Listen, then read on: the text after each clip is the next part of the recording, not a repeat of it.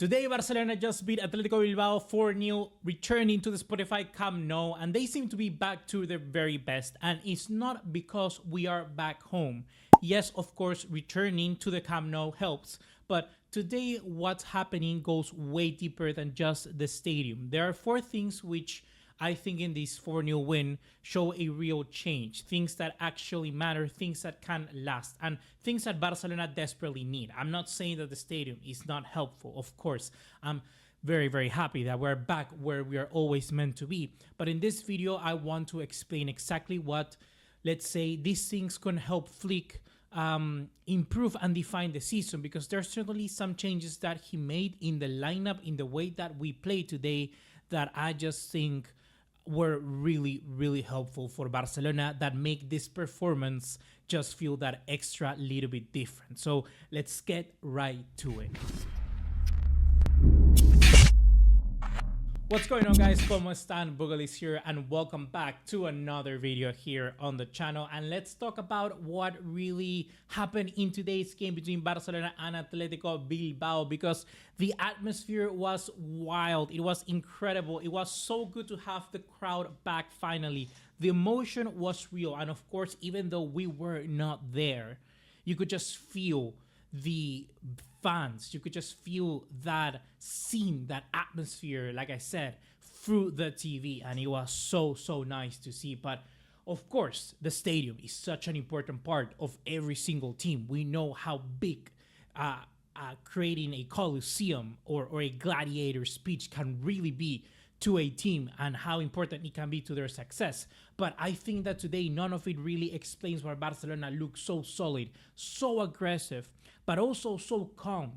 It was really, really good what we saw today. What actually mattered were the details. We saw Gerard Martin stepping up as a natural left-footed center back today, leading the offside trap.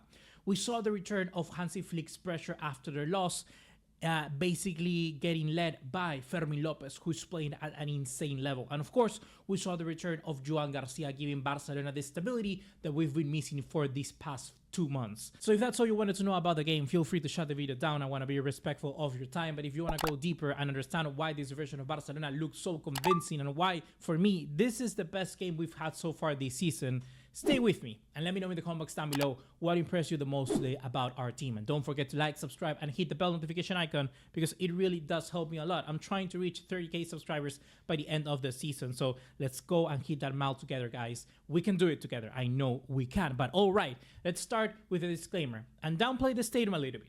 Do not get me wrong, because it's back being at the Spotify Camp Nou, but there are many different things that for me are a bit more important. I wanna do still comment on the stadium though, because it's great to see that you could see that all the players were back with that atmosphere, with that hunger to play here. We've had out of the starting 11, and I'm actually gonna start with it right now. I'm gonna show you the starting 11. So Barcelona went in with Joan García, Jules Koundé, Pau Cubarsí, Gerard Martin, Alejandro Balde, Dani Olmo, Eric García, Fermin López, Lamine Yamal, Robert Lewandowski, and Ferran Torres. So from out of our 11 players, 5 of them have not played at the Spotify Camp Nou before. Can you guess which players have those been?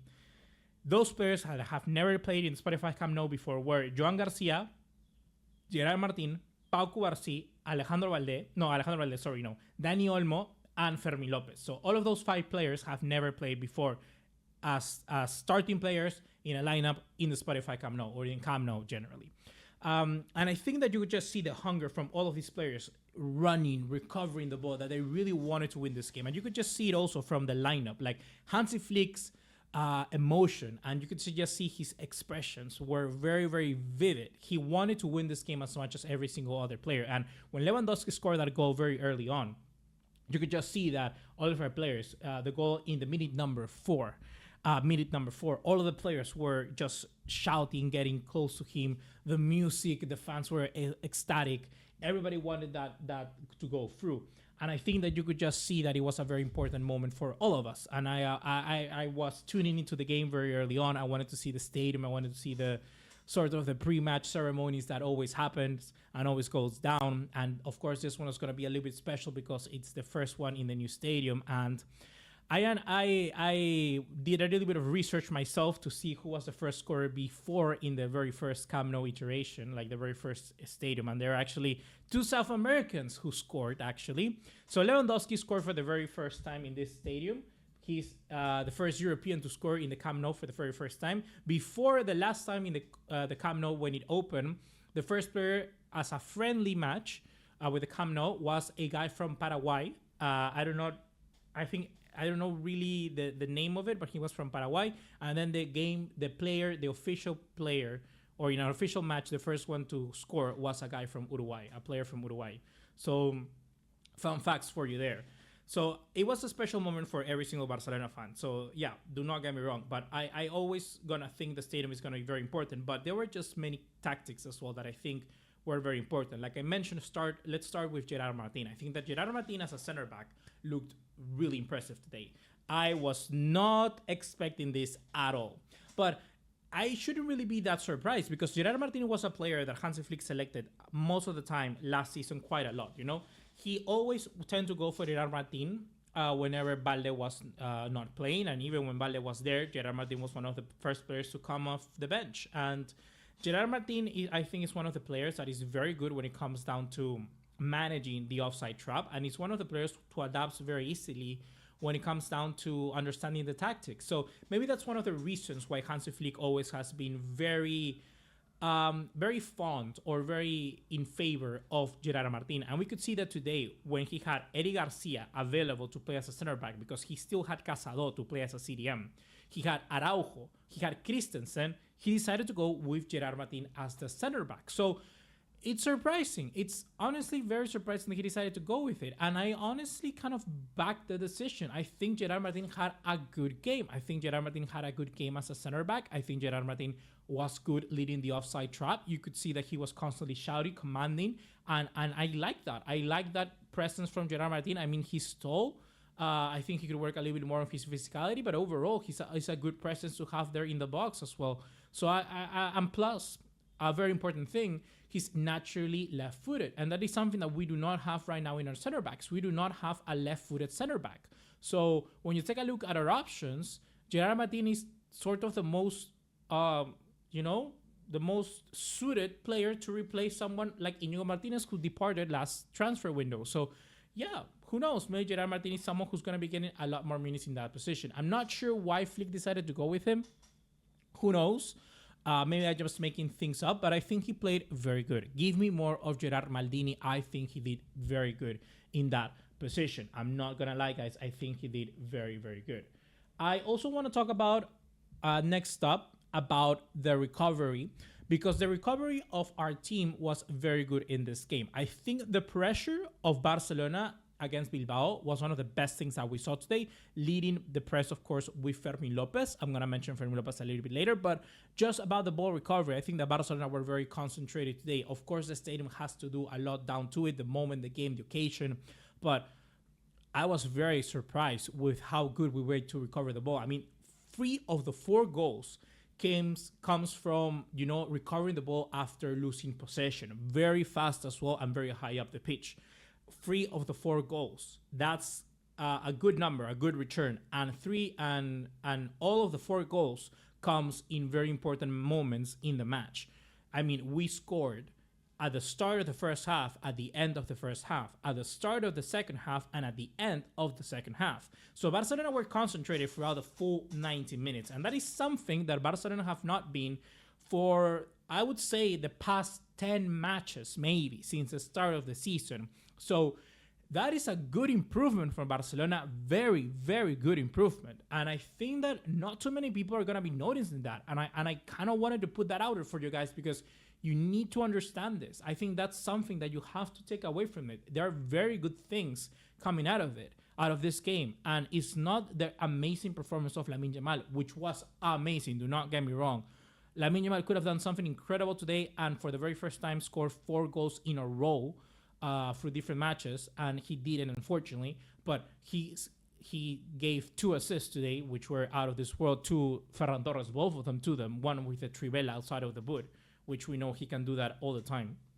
Amazing from Lamine Yamal.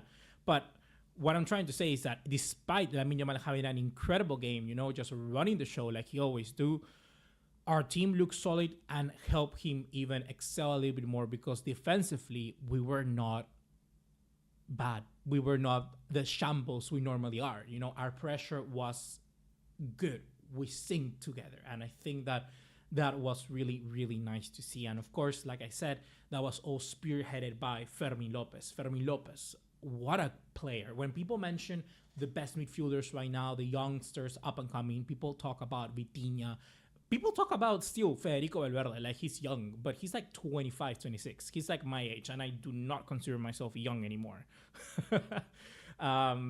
Yeah, I think that someone like Fermin López should be in that sort of realm. He's 2021, which is not the youngest, but you can see how mobile he is around the pitch. He's always coming back, always trying to get back and recover the ball. He's always creating movements into space. He's always running the channels. He's always helping a teammate out in defense. He's always pressuring. Fermin López is a total midfielder, but he's so good running into the space as well, scoring the goals. I really like Fermin López, and he once again is contributing to our team. Fermin López is the third player with the most goal contributions so far in Barcelona, and that's incredible to see. Like, that's a really good return to see from Fermin López, and he has earned himself 100% a starting position in this team. So Fermin López, good for you. You are a wonderful player. I really like seeing you play. And last but not least, I kind of want to mention Joan García, because we've been missing Joan García so fucking much. Joan García, what a goalkeeper. What a goalkeeper. Even the easy saves, he makes him look quality. Joan García, I love this guy. He's really, really amazing. Really, really good, Joan García. I think that we are going to oversee the fact that we end this game with a clean sheet. Like, that's something that Barcelona have not had in the last 10 games as well. The last 10 games. I'm mentioning the 10 games a lot because it's the last 10 games that Joan García did not play 2 months. And yeah, I mean, having a clean sheet is good and back. It gives you solidity. It gives you confidence. It gives you confidence for the back line and all of that. It gives you confidence in that your system is working. And that is important for the clean sheets, for the way the tactics that Hansi Flick wants to employ in this team. And now we move on to Chelsea, a very difficult game where we need all the confidence we can have. We do not know whether Pedri is going to be coming back. Frankie de Jong is definitely going to be starting that game. I do not have right now a lineup perhaps, but I would not be surprised if we see Gerard Martin starting. I really like his performance. I'm going to put it out there. I may start him. If this was my career mode, I would put Gerard Martin in there. I'm not going to lie. I'm not going to lie. So yeah, guys, let me know what you thought about this game. Did you enjoy what you saw today? And I'm very happy for Lewandowski scoring the goal, the first goal in the Camp Nou as well. I just kind of want to put that out there. I think Lewandowski is a legend. Let me know in the comment box down below if you think Lewandowski is a legend of this club. I 100% think so. I think that would be a nice video to make, whether Lewandowski is a legend. I think some people are going to be saying that no, he isn't. Some may say that he is. I think he's a legend, and this goal certainly cements him. He deserves to be. He's been such a crucial part of this era of Barcelona, and I know that the rumors came in and about saying that he wanted to sack Xavi or whatnot about his biography, but who really cares about that? Like, that's nonsense. At the end of the day, we kind of want to see the guy deliver on the pitch, and he has always been delivering. There's a fun fact here from to you guys.